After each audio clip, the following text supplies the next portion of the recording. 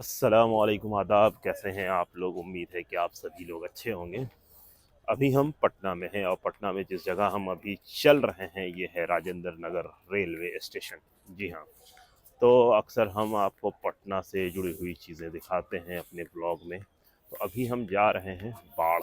बाढ़ एक कस्बा है पटना ज़िले के अंदर ही, यहाँ से 60-65 किलोमीटर की दूरी पर है।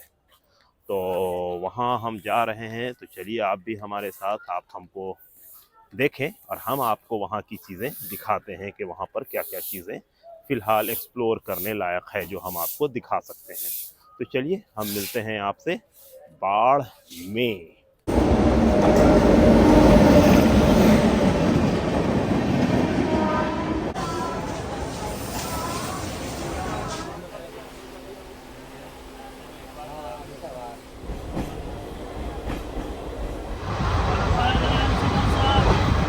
तो फाइनली हम फतुहा बख्तियारपुर होते हुए बाढ़ पहुंच गए हैं धनबाद पटना से। तो ये हमारी ट्रेन है पीछे। तो अब हम आपको बाढ़ से जुड़ी हुई कुछ चीज़ें दिखा देते हैं। मसला ये है कि बहुत दिन के बाद जब यहाँ आना हुआ तो बहुत नई नई चीज़ें स्टेशन पे ही दिखने को मिल गई। जैसे ये पीछे जो बिल्डिंग दिख रही है वो पता चला कि रेलवे पुलिस स्टेशन, पहले ये नहीं था, बहुत छोटा स्टेशन था। निदेश सुपरवाइजर रितेश शांत हैं, अधिकारी के पास पहुंचेंगे। निदेश सुपरवाइजर रितेश शांत हैं, अधिकारी के पास पहुंचेंगे। तो अब ये ट्रेन खुल चुकी है और हम चल रहे हैं। तो लगता है यहाँ पे भी विकास पहुँच चुका है, इसलिए अब यहाँ पर पुरानी इमारत तोड़कर अब नई इमारत बनाई जा रही है। तो उधर टूट चुका है और ये रहा एक हिस्सा, और ये उसका पुराना पंखा और ये गेट, और हम आए बाहर।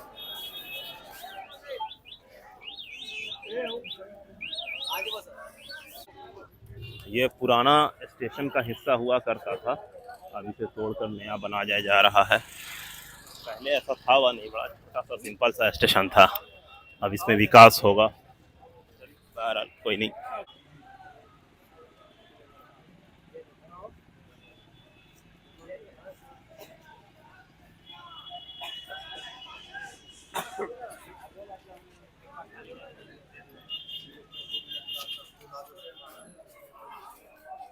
तो अभी हम जिस गली में हैं इस गली को कहते हैं ओल्ड पोस्ट ऑफिस गली। यहाँ पे पहले पोस्ट ऑफिस हुआ करता था अंग्रेज़ों के दौर में, और हम लोगों ने हाल तक यानी 20 साल पहले तक यहाँ पर पोस्ट ऑफिस देखा है। कहाँ पर? यहीं कहीं पे, इस गली में एग्जैक्टली। तो पोस्ट ऑफिस दिखता ही नहीं है।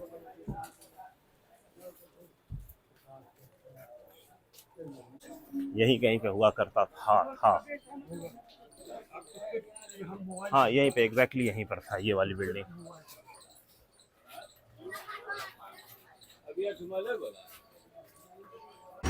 तो ये जिश टेक है, ये हमारे एक दोस्त की दुकान है। उठ जा बुआ।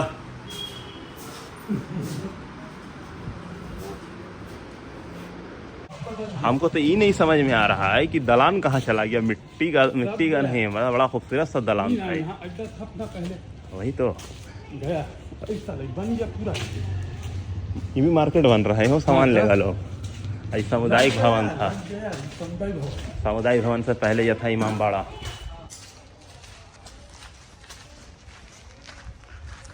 अच्छा, पीछे का हिस्सा बचा हुआ, ये वाला हिस्सा बन रहा है आगे का।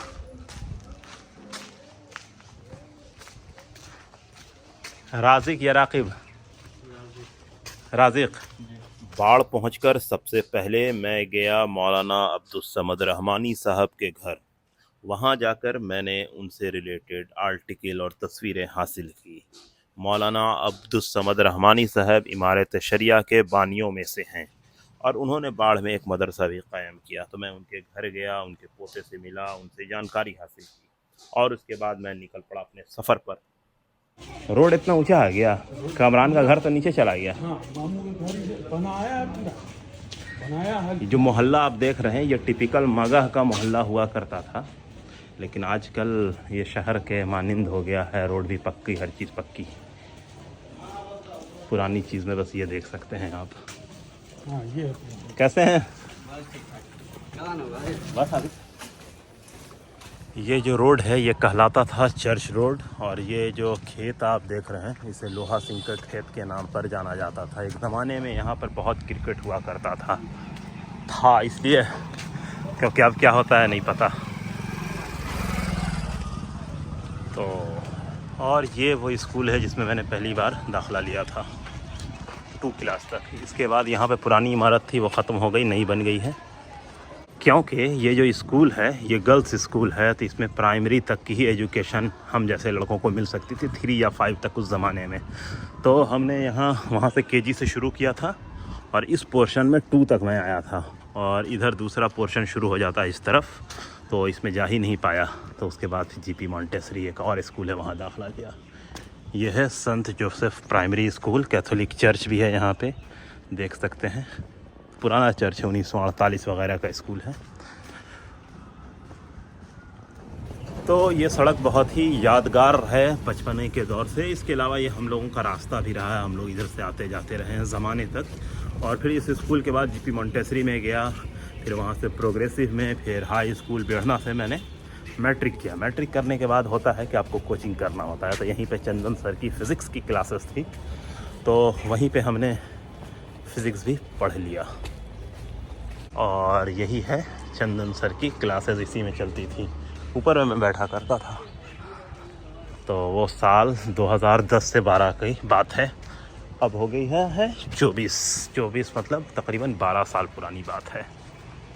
भारतीय क्लासेस, जी हाँ, ये देखें यही वो जगह है।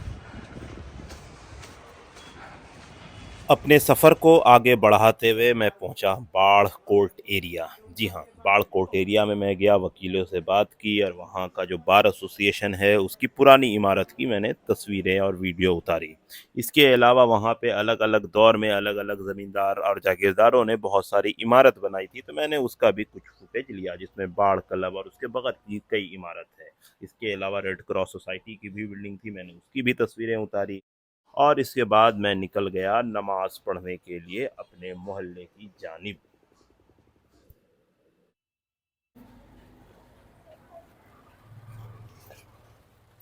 ये आप मस्जिद देख रहे हैं, इसके बगल में पप्पू भैया की दुकान है, और इसके बगल में ये मदरसा हुआ करता था। आज की डेट में ये मार्केट बन गया है। और ये जो मकान देख रहे हैं ये बिहार स्टेट सुन्नी वक्फ बोर्ड के चेयरमैन का मकान।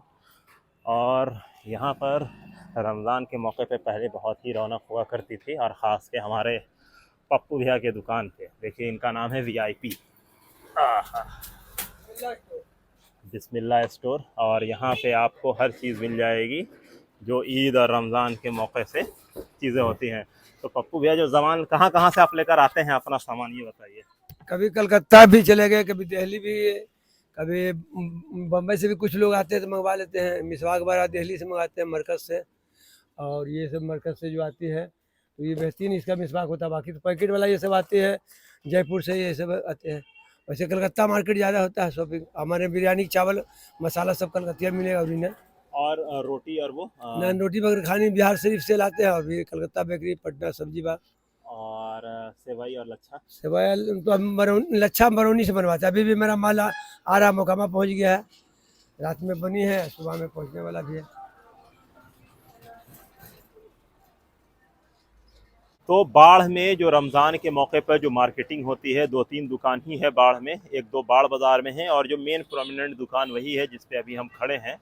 तो यहाँ पर हर चीज़ मिल जाती है, और बेसिकली रमज़ान से लेकर कफन दफन तक सारा सामान यहाँ पर मिलता है। इसके अलावा बगल में मदरसा है। आजकल ये पूरा इलाका मार्केट में तब्दील हो गया, वरना आज से 10 साल 15 साल पहले ये इलाका बिल्कुल ही छोटा मोटा कस्बा था, लेकिन अब दूर तक मार्केट चला गया है। जब पहले इतनी अच्छी रोड भी नहीं थी, न चौड़ी सड़क थी, तो उस ज़माने की रौनक अलग होती थी, आज की रौनक अलग है। और उस ज़माने में जो रमज़ान था, उस ज़माने में यहाँ पे एक त्यौहार होता था इत्तेफाक से, आज से 10-15 साल पहले, दशहरा। तो पूरा यहाँ पे ज़बरदस्त पूरा मार्केट होता था।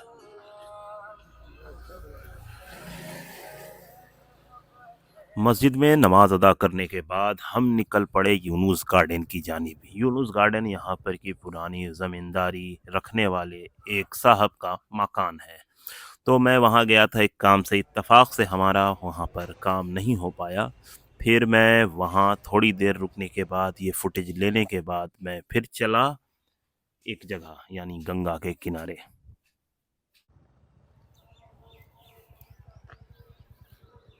तो अभी हम बांध रोड, जो बाढ़ का बांध है बेसिकली जिसने इस शहर को बचा रखा है, उसको पार करके एक जगह हम आए हैं। ये जगह कहलाता है करबला। यहाँ पे कब्रिस्तान भी है, बगल में अंग्रेज़ों की सिमेट्री यानी अंग्रेज़ों का क्रिश्चियन कब्रिस्तान भी है। तो यहाँ पे जो करबला है उसका जो सबसे पुराना डॉक्यूमेंटेशन मुझे मिला है वो 1811-12-13 के दरमियान, जब बुकानान जो एक अंग्रेज़ सर्जन था, डॉक्टर था, और वो जब अपने सर्वे के सिलसिले में पूरे बिहार का दौरा कर रहा था तो वो पटना ज़िला के बाढ़ कस्बे में भी आया था। तो उसने यहाँ पर के करबला के बारे में बताया। जैसे उसने बाढ़ की दो इम्पॉर्टेंट चीज़ बताई है कि यहाँ पे दो बड़े लैंडमार्क्स हैं। तो एक गंगा के किनारे यहाँ पर जो मंदिर है जिसे हम लोग उमानाथ मंदिर के तौर पर जानते हैं वो, और दूसरा इसने इस करबले की बात की थी। और उसने ये कहा था कि यहाँ पर हर साल बहुत बड़ा मेला लगता है जिसमें सारे समुदाय के लोग बड़ी संख्या में शरीक होते हैं। तो आज भी मुहर्रम के दरमियान यहाँ पे काफ़ी भीड़ होती है। तो अभी मैं वहीं पे आया हूँ। और मज़ेदार चीज़ ये है कि हम लोगों के बचपने में यहाँ पे पिलर वगैरह चीज़ें थीं, लेकिन जो गंगा में कटाव हुआ तो वो सारी चीज़ें ख़त्म हो गई। तो हम आपको वो दिखाते चलते हैं, और ख़ास यही दिखाने के लिए बेसिकली हम यहाँ पर अभी आए भी हैं। तो ये शायद कुआं है, लोग ऐसा मानते हैं, मुझे नहीं पता क्योंकि मैं खुद पहली बार यहाँ पर आ रहा हूँ।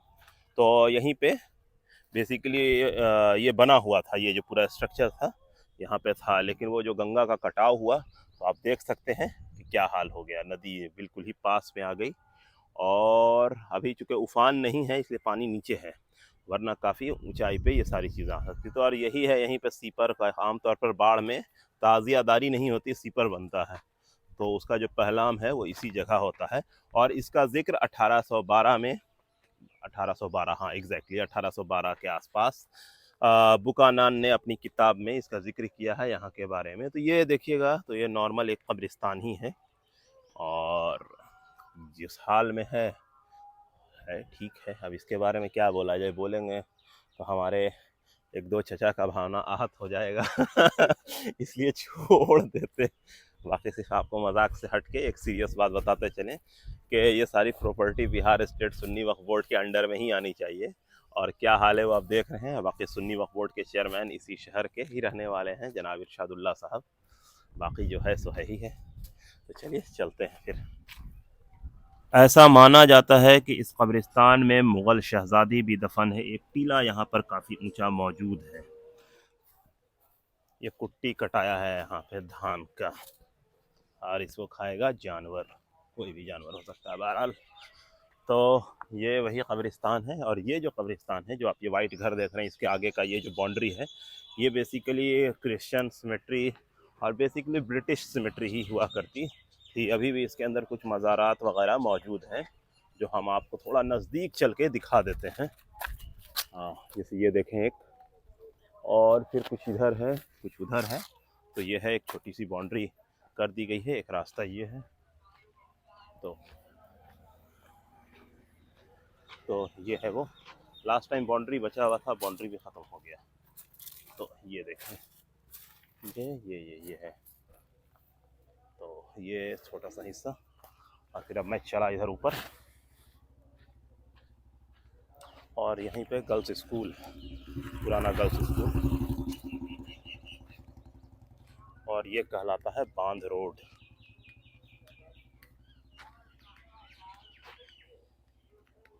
तो हम जिस जगह खड़े हैं, ये जो इलाका, इधर सीधे चले जाएंगे तो ये सदर बाज़ार, बाड़ बाज़ार का इलाका है, और इस तरफ जाएंगे तो ये दौलतपुर चौंदी कहलाता है। और तो अभी हम चल रहे हैं दौलतपुर चौंदी ही। वहाँ पे एक बहुत मशहूर चीज़ मिलती है जिसका पूरे बिहार में या उससे बाहर में भी बहुत मांग है, उसे लाई कहते हैं। तो चलिए, जब बाढ़ आए हैं तो लाई भी ख़रीद ही लिया जाए। तो चलिए चलें।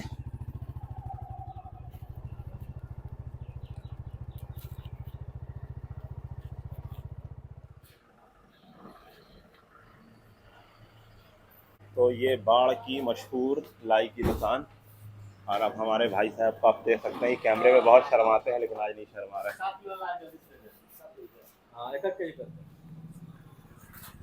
तो अब फाइनली मैंने लाई ले लिया है, अब लाई लेके मैं चल रहा हूँ। लाई ले लेने के बाद हम अलग अलग मोहल्ले में घूमते हुए वापस पहुँचते हैं अपने उस काम के लिए जिसके लिए हम बाढ़ पहुँचे थे। यानी हमें शूट करनी थी एक डॉक्यूमेंट्री के लिए इंटरव्यू।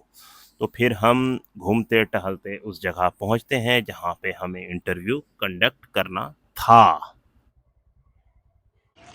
तो ये जो जगह है ये कहलाता है नीमतल। यहाँ पर एक नीम का पेड़ हुआ करता था, लेकिन वो पेड़ अब ख़त्म हो गया है। मैंने कोशिश की है, लोगों से बात किया कि फिर से नीम का पेड़ एक लगवा दिया जाए यहाँ पे, ताकि ये जो जगह नीमतल कहलाता है कहलाता रहे। यहाँ पर की जो सबसे पुरानी इमारत है वो ये है मन्नानचा का घर।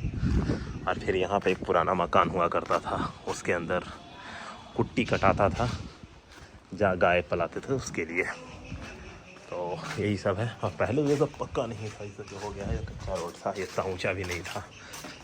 ये सब पिछले 10 साल के अंदर की करामात हैं। के मामले में जहाँ भी रहे एजुकेशन के इसमें इन्होंने काफ़ी इंटरव्यू शूट कर लेने के बाद हम निकल पड़े वापस पटना की जानिब। हम गए बाढ़ रेलवे स्टेशन, जिसका हाल था बेहाल। उसके बाद हमने ट्रेन पकड़ा और हम पहुंच गए पटना, और इसी के साथ हमारा बाढ़ का सफ़र ख़त्म हुआ।